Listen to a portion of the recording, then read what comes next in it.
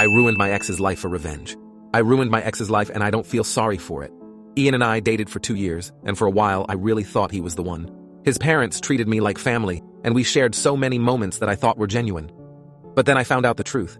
He'd been cheating on me for months with a mutual friend. The discovery felt like a punch to the gut, and the betrayal was almost too much to handle. When I confronted him, he broke down and begged for my forgiveness.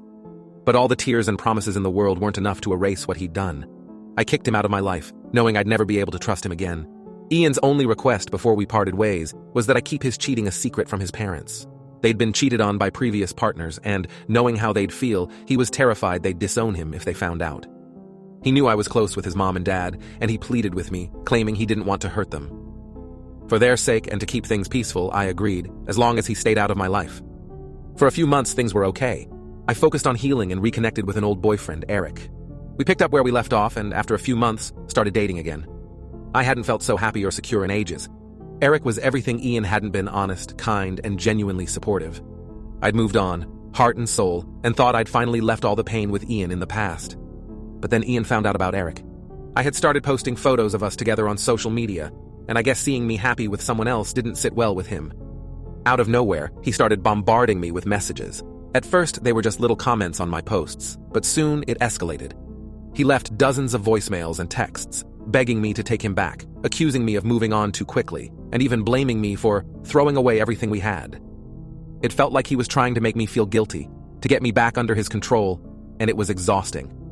I'd had enough. My promise to keep his secret had been conditional. He was supposed to leave me alone. And clearly, he couldn't do that. So, I decided to give him one final message. I picked up the phone, dialed his mom, and told her everything. She was thrilled to hear from me at first. But as I laid out what Ian had done, I heard the happiness drain from her voice. She was silent for a while, and then, almost quietly, she promised me that she'd take care of it. I didn't hear another word from Ian after that. His messages stopped immediately, and it was like he'd vanished. A few days later, a mutual friend reached out to give me the full story. Ian's parents had confronted him, and true to his fears, they'd cut off contact completely.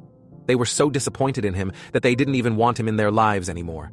He was now crashing on a friend's couch, having lost his relationship, his home, and his family's support, all because he couldn't own up to his mistakes. A part of me feels a small ache of sadness when I think about it. This was someone I once loved deeply, and his parents were people I'd truly cared about. It's hard to see a family break apart, even if it's a result of someone's own terrible choices. But he'd done this to himself. He cheated, lied, and then tried to drag me back into his life when I'd finally found peace. I didn't ruin his life, I just showed his family the truth of who he was.